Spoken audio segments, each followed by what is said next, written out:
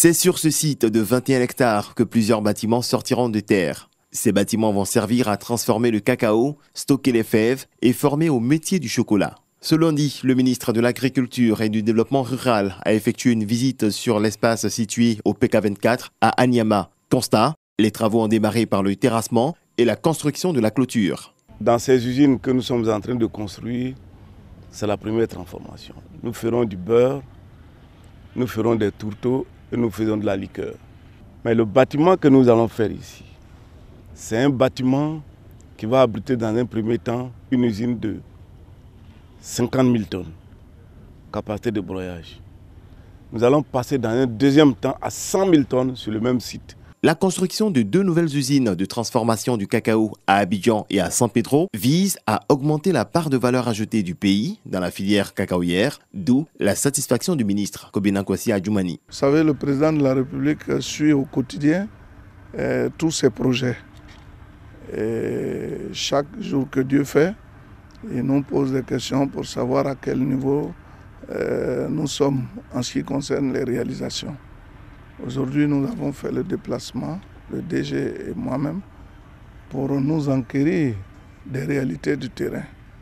Vous savez, avant d'installer des usines, il faut d'abord aménager l'espace. Cela a été fait.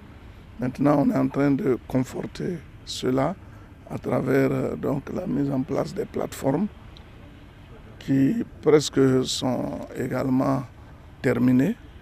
Et très bientôt, nous allons voir les bâtiments sortir.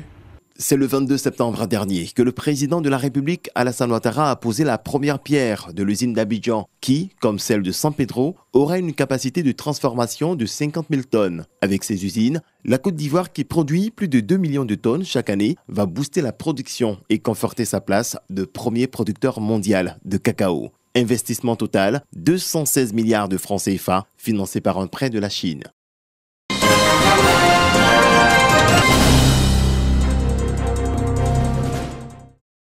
30 entreprises ivoiriennes bénéficieront d'une bourse du gouvernement de la municipalité de Chongqing en Chine. Ils recevront une formation en ligne, en transport, stockage et en chaîne d'approvisionnement des produits. Un programme en 16 modules de formation lancé par l'école professionnelle de gestion urbaine de Chongqing dans le cadre du projet de la nouvelle route de la soie. Dans ce projet de formation, ce n'est pas seulement une université qui fait la formation ici, mais c'est plein d'universités en Chine qui font différentes liaisons avec différents pays. Et spécifiquement ici, on a été sélectionné par l'université urbanisme de Chongqing pour faire la formation en Côte d'Ivoire. Ce projet de formation reste une opportunité pour le développement des importations et des exportations entre la Côte d'Ivoire et la Chine. On a besoin de partenaires, que ce soit pour des produits aujourd'hui malheureusement encore très faiblement transformés localement, mais que ce soit donc pour ces produits en termes de matières premières ou éventuellement manufacturés, on a besoin de débouchés. C'est quelque chose qui vraiment nous intéresse.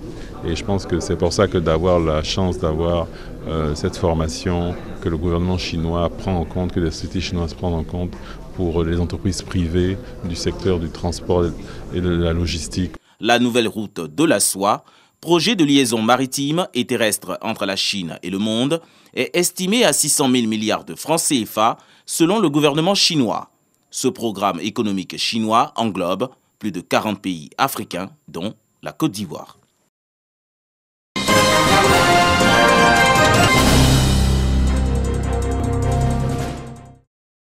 Collège moderne de Moulounou, département de Tiébissou. Les 4 niveaux du premier cycle de cet établissement ouvert en 2013 sont couverts avec 8 classes et 387 élèves dont 153 filles. Mais pas trop d'engouement pour les études. La situation ici, c'est que les parents ont un peu démissionné. On donne l'instruction aux enfants, mais arrivé à la maison, les enfants ont trop d'ascendance sur les parents. C'est les enfants qui décident. Et ça, ce n'est pas bon. Nous allons changer cette façon de faire. Ce constat, le principal l'a fait dans sa quête de l'excellence que les résultats de l'année scolaire 2020-2021 illustrent bien. Les meilleurs des personnels enseignants et administratifs, mais surtout 33 élèves, majoritairement des filles, distingués pour une moyenne comprise entre 13 et 17 sur 20. Ces meilleurs élèves voient également leurs frais d'inscription en ligne payés par le parrain. Célébrer l'excellence, c'est une bonne chose. L'école instruit, c'est les parents qui éduquent. Donc ensemble, nous devons éduquer nos enfants et leur permettre d'être des modèles de demain. Si tu étudies à l'école, à la fin de l'année, tu pourras obtenir un prix et rendre tes parents heureux. La journée de l'excellence à Molonou, aussi pour sensibiliser au maintien des jeunes filles à l'école, au regard de l'excellence des résultats de celle-ci. Les grossesses en milieu scolaire sont donc proscrites avec conseils et astuces pour l'implication des parents dans l'encadrement de leurs enfants.